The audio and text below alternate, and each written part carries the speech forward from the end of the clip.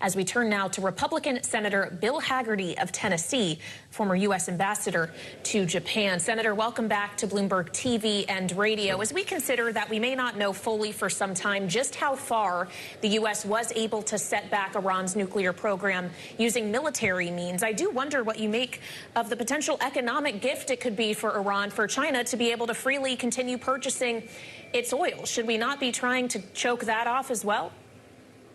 Well, we certainly have effectively done that in the past, but I think it's very, very unwise to try to second-guess President Trump on this. You've seen him be 3 steps ahead of everybody every step of the way.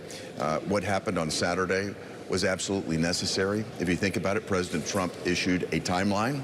Iran violated it. He issued red lines with respect to their enrichment capacity. Iran violated that.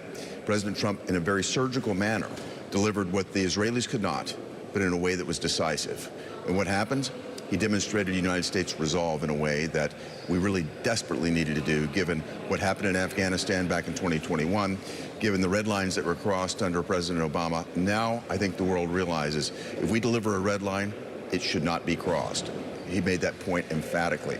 So as it relates to China, as it relates to other things that are happening, President Trump is navigating multiple deals and multiple challenges at the same time. I think that demonstration of resolve was very clearly seen by Xi Jinping, by Vladimir Putin, by Kim Jong-un. And I think that's going to be terribly important as he navigates moving forward. So I think, as your reporter suggested, this is perhaps part of a much more complex deal. It bears watching, but it certainly doesn't bear second-guessing right now. Well, to stick with the surgical theme for a moment here, Senator, sometimes you have to go back in to finish up the operation. And if the president is 3 steps ahead, is there a chance that there are B-2s in the air right now? Is there a chance that we have to go in to finish the job? Joe, if I knew that, I certainly wouldn't say so right now. I think the president has done an amazing job of keeping this quiet, under wraps, and using the element of surprise to our advantage. As a result, I think the world is a safer place today because of this. And what he has done, he's actually demonstrated the fact that the Iranian regime is almost collapsed. Think about it. As they launch a missile, they had no ability to restock. Every time they launched, the Israelis were able to cite their launch capacity and take it out. If you look at their economy, it's in a very tough place right now. I think if you look at what the president is dealing with, he's dealing with a much weakened Iran, one that he wants to see negotiate. As he said today, he's not trying to achieve regime change. What he's trying to do is achieve peace there in the Middle East.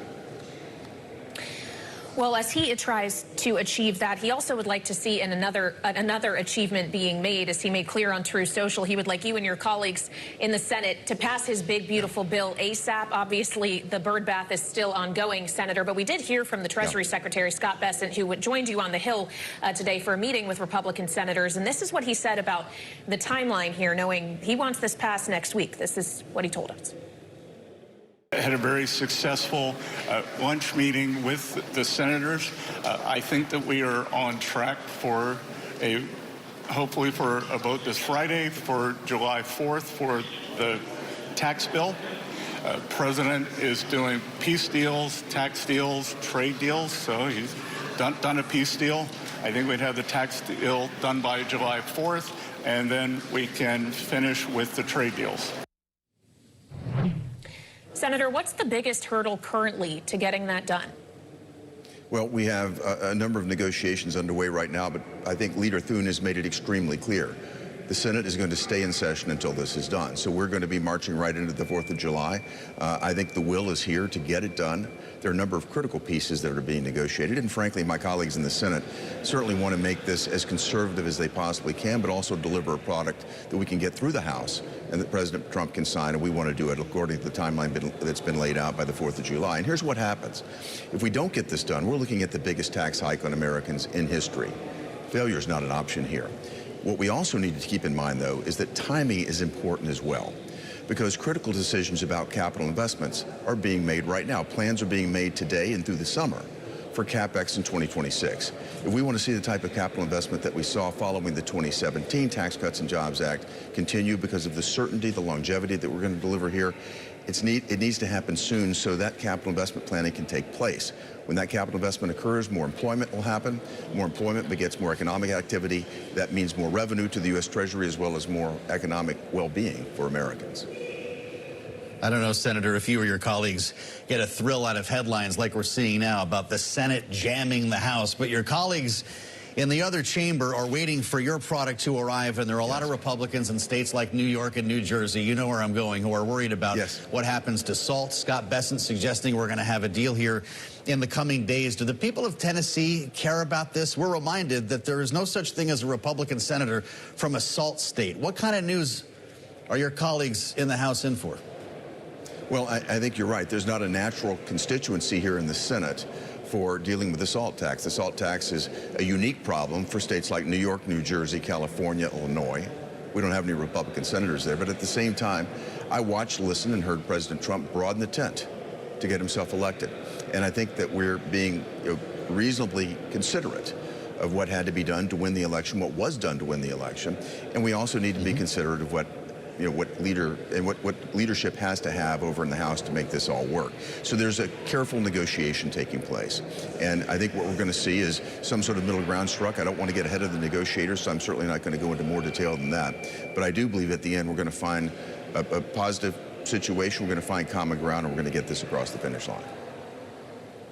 Senator, finally, one thing we saw get across the finish line, at least in the Senate, is the stablecoin legislation you championed, the Genius Act, which passed your chamber last week, now would head to the House. But we're getting signals from the House that they may be more interested in combining stablecoin and market structure legislation, doing it all at once. Senator, would that risk stymieing this entire legislative effort? It absolutely would, because that would send it back to the Senate for another 60-vote threshold. The Senate's very different from the House. The House can move this with a majority. They may be able to bring some Democrats along when the Democrats know that it's going to pass. That's not the case here in the Senate. It took months of work to get the point that we did, to get this across the 60-vote threshold here in the Senate, and we just did that last week. Here's an opportunity for a win. Here's an opportunity to build momentum. And frankly, we've got multiple jurisdictions here in the Senate that will have to come together, form committee meetings. It's going to be complicated here because of two committees that have to be involved in this, and it's going to take more time.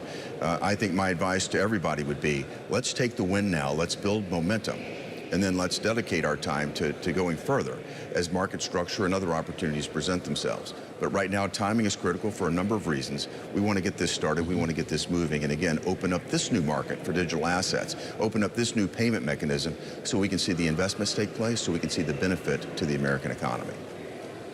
Senator, we're out of time. It's great to have you back. Do you vote on the reconciliation bill before you come back to work next week? Is this a Sunday vote?